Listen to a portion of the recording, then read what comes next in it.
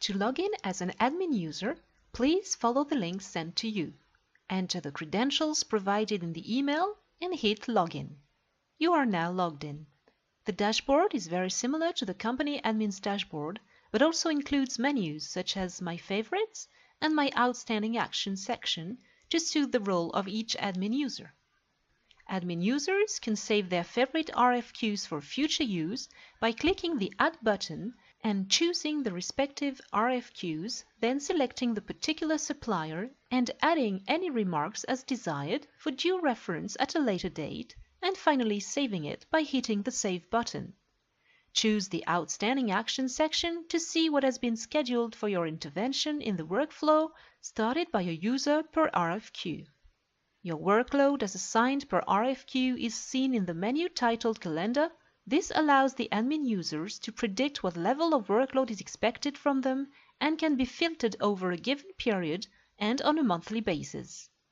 In the Completed Actions section, you can see completed actions, which indicates what actions have been completed by the users who raised the RFQs at the lower end of the hierarchy.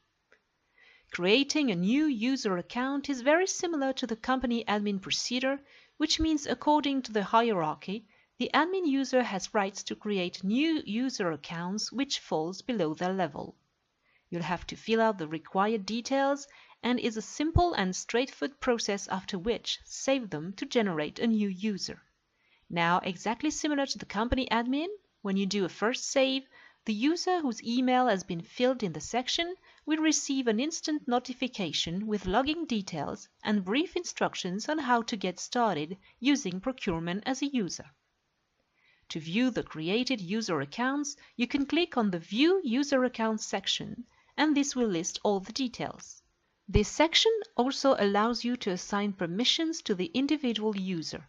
We know that the users are at the low level of the three-level hierarchy, but by the virtue of permissions, they can also share equal roles of that assigned to the admin users depending on their roles, responsibility, and capability.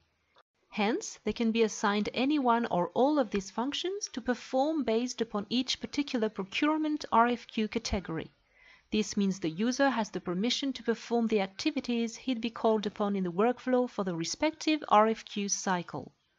You can view the created RFQ cycles by clicking the View RFQ tab. This lists every single RFQ running in the system. You can further view the details of the RFQ by clicking this button. The details start with the current progress of the RFQ, then an expected date for that particular stage, and other details including the workflow period. When the status indicates workflow time period is not started or ended, you can raise a clarification to any of the users by clicking this icon. Clarifications can be raised to any of the designated personnel in the workflow for this RFQ irrespective of their position in the hierarchy levels, which means you can raise a clarification also to the company admin or anyone else as appropriate. There is a record of all communication in this window per RFQ with all associated details. The communication process allows the message to be sent to the directed personnel and saved in this section. So all personnel assigned roles in the respective RFQ will be able to see the relevant communication going on during the particular RFQ cycle. It just makes it easier to keep track of what's happening between personnel in the workflow and thus get a better understanding of the clarifications, etc. in the RFQ process. You can add attachments as appropriate to the live RFQ or go back to the previous window. The rest of this section is very similar to the company admin video series, where you have the details, the attachment list, terms and conditions, special instructions, and all the raised clarifications, including assigned materials, if any. In the next video, we'll take a quick look at the most important functions of the admin user.